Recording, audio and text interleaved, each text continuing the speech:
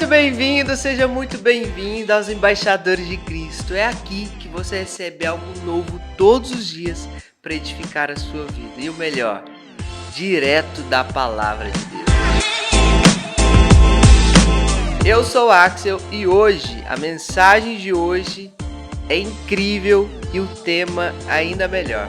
O tema da mensagem de hoje é: todos os caminhos levam a Deus. E você vai entender o porquê desse tema hoje. Antes de entrar na mensagem, eu quero te dizer que a partir de segunda-feira, dia 17 de outubro, nós vamos iniciar nossa série 100% Homem, 100% Deus, onde nós vamos ministrar sobre o Evangelho de João. Essa jornada de Jesus, a crucificação, vai ser incrível. A gente vai ministrar sobre todos os capítulos ali. E acredito que você vai conhecer um pouco mais desse homem que foi Jesus e desse Deus que foi Jesus. Certo? Vamos para a mensagem então. Hoje nós vamos ler Deuteronômio capítulo 30, versículo 19 e 20. Versículo 19: Hoje invoco os céus e terra como testemunhas contra vocês, de que coloquei diante de vocês a vida e a morte, a bênção e a maldição. Agora escolham a vida, para que vocês e os seus filhos vivam, e para que vocês amem o Senhor, o seu Deus, ouçam a sua voz, se apeguem firmemente a Ele, pois o Senhor é a sua vida, e Ele lhes dará muitos anos na terra que jurou dar aos seus antepassados, Abraão, Isaque e Jacó. Para você que não conhece, o que eu estou lendo é Moisés falando com aquele povo que caminhou no deserto durante 40 anos, que eles estão prestes a tomar a cidade prometida, a tomar Canaã, né? Então ele está falando: olha, escolham porém a vida, para que vivam vocês e as suas descendências, os seus filhos, e a geração que virá após vocês, pois o Senhor vai te dar muitos anos nessa terra. Então Moisés, o nosso líder, nosso primeiro líder ali, está aconselhando aquele povo, dando uma cola para aquele povo ali: olha, escolhe a vida, porque o Senhor é a vida.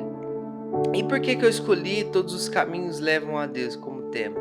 Nós precisamos entender o seguinte: todos os caminhos de fato nos levarão a Deus, porém, alguns caminhos nos levará diante de Deus para a nossa própria condenação.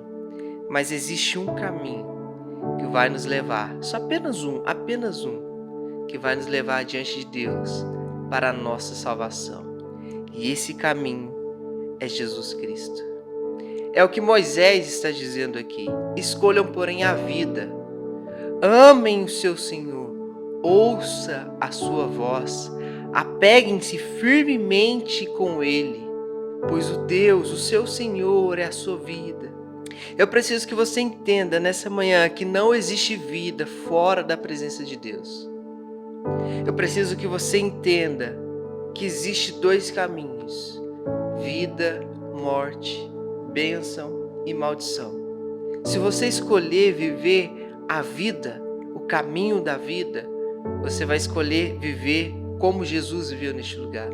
Você vai escolher andar com Jesus, ser cheio do Espírito Santo de Jesus, e você vai colher o melhor dessa terra. Mas, se você escolher a morte, você está escolhendo viver segundo as suas vontades. Elas também vão te levar diante de Deus, porém, não para uma salvação, e sim para uma condenação. O que nós precisamos entender é que não existe vários caminhos que vão nos levar a Deus. Não é igual a Roma, todos os caminhos nos levam a Roma. Não existe isso com Deus. Com Deus, ou é sim, ou é não.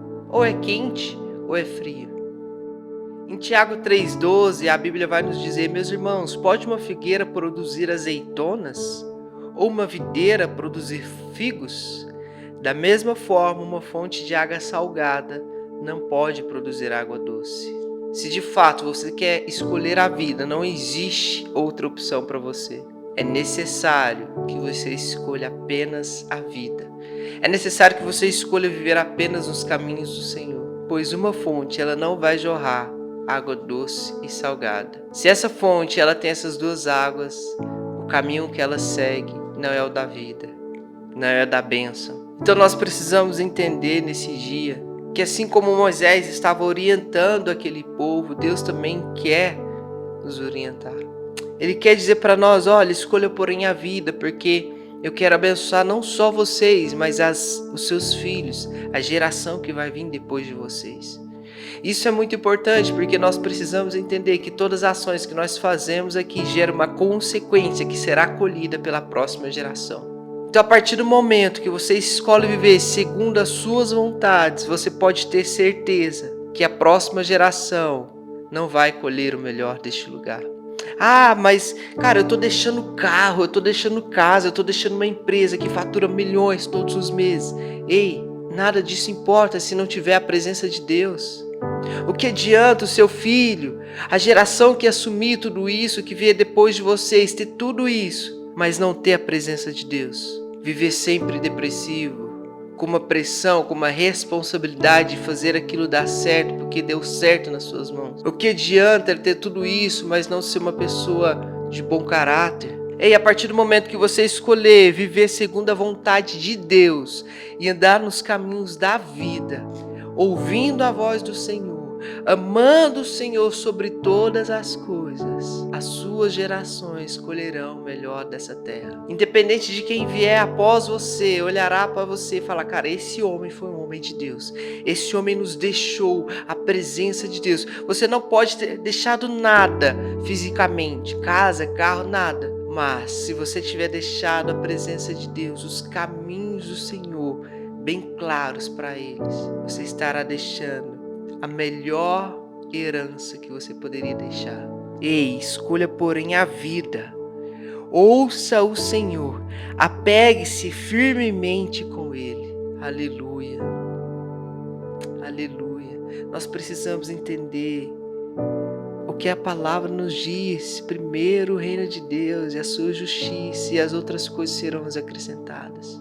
A partir do momento que você buscar primeiramente com muita sede a presença de Deus, as outras coisas serão acrescentadas não só na sua vida, mas na vida dos seus filhos, dos seus netos, dos seus bisnetos. Às vezes você está me ouvindo hoje e você é solteiro. Fala, cara, eu posso tomar as minhas próprias decisões porque não existe uma geração que vai vir depois de mim. Ei, o tempo passa muito rápido e amanhã você pode estar casado e depois de amanhã você pode estar com um filho. E agora você vai ter que olhar para aquele lar e pensar, cara, o que eu vou deixar para essas pessoas? Não ache que as coisas não vão acontecer. E por mais que você não tenha filho, você precisa entender que seu papel nessa nação é deixar a herança, é deixar como herança a palavra de Deus, a presença de Deus para as próximas gerações poder colher o melhor dessa terra. E eu acredito que sou um semeador e você também é. E eu acredito que existe as pessoas que vão colher da minha semeadura, da mesma forma que vão colher da sua. Em João capítulo 4, onde Jesus encontra a samaritana no poço de Jacó, Jesus está falando com seus discípulos e ali ele apresenta dois personagens para aqueles discípulos, o que semeia e o que colhe. E aquele que colhe está colhendo de algo que não semeou.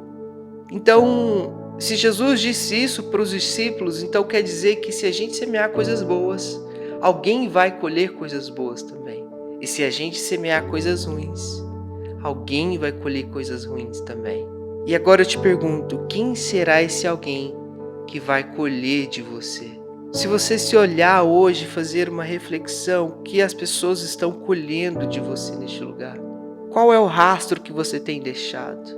Qual é a mensagem que as suas ações, as suas atitudes têm deixado nesse lugar? Elas estão colhendo coisas boas ou estão colhendo coisas ruins, amargas? Ei, escolha porém a vida para que vivam vocês e seus filhos. Ouçam a voz do Senhor, amem ao Senhor sobre todas as coisas. Cara, não existe nada melhor do que a presença de Deus, não existe nada melhor do que entender que existe um Pai que nunca vai nos abandonar. Não há nada melhor do que saber que um dia viveremos com Ele na glória. Eu preciso que você escolha a vida, pois o Senhor é a vida.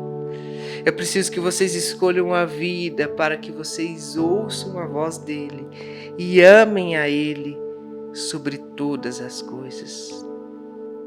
Sabe, quando a gente começa a caminhar com Jesus, existe algo que nos persegue muito, que é o pecado. E em muitos momentos nós não sabemos o que é o pecado, né? O que é o pecado? O pecado é quando e quando a gente não sabe o que é muito difícil a gente resolver aquele problema.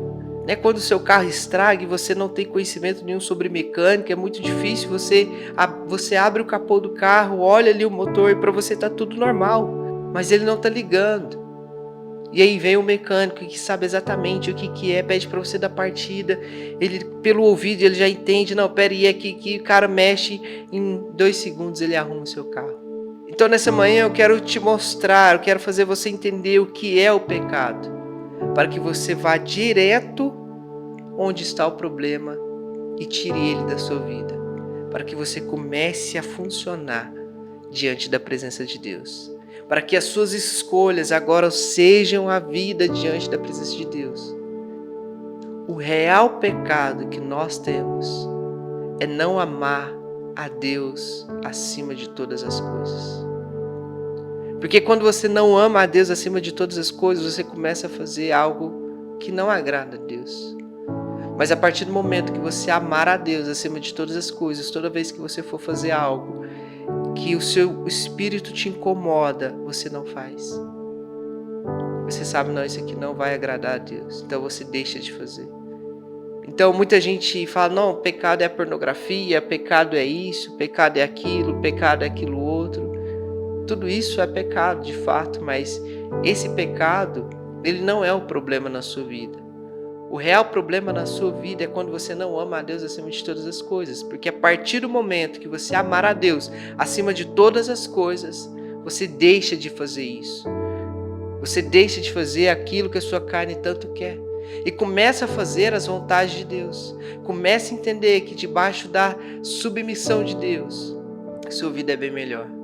Então o pecado é não amar a Deus acima de todas as coisas. Então o que você precisa fazer é amar a Deus acima de todas as coisas. Então você vai começar a enxergar onde você não deve estar, o que você não deve fazer, o que você não deve ouvir, o que você não deve ver. Você vai começar a enxergar as pessoas com que você não deve andar. Você entende isso? E tudo vai ficar mais fácil para você tomar essa decisão. A vida ou a morte? A bênção ou a maldição? Porque assim como eu já disse, todos os caminhos vão te levar diante de Deus. Eles vão te levar até Deus. Porém, só um caminho vai te levar à salvação eterna. E esse caminho se chama Jesus Cristo. O pão da vida, a fonte de águas vivas, a porta estreita, a verdade, o amor, o verbo, o alfa e o ômega, o princípio e o fim. Aquele que foi 100% homem e também 100% Deus. Eu quero orar com você nesse dia. Pai, em nome de Jesus, nesse dia eu quero apresentar não só a minha vida, mas a vida de todos que estão ouvindo essa mensagem. Senhor, nessa manhã nós queremos escolher a vida, pois nós queremos ouvir a Tua voz. Nós queremos te amar acima de todas as coisas e queremos permanecer na Tua presença. Nós queremos deixar como herança para as próximas gerações a Tua palavra, o Teu amor e principalmente Jesus, que é o caminho, que é a verdade, que é a vida. Senhor, que nós possamos entender que a partir do momento que te amarmos acima de todas as coisas, nada mais fará sentido a não ser aquilo que o Senhor quer fazer em nossa vida. Nós queremos estar debaixo das Tuas mãos. Nós te amamos, Deus. Estenda as Suas mãos sobre nós e derrama sobre nós o Teu Espírito Santo, pois nós necessitamos de estar constantemente, firmemente debaixo da tua presença. Oh Deus, obrigado por essa oportunidade e tenha um ótimo dia.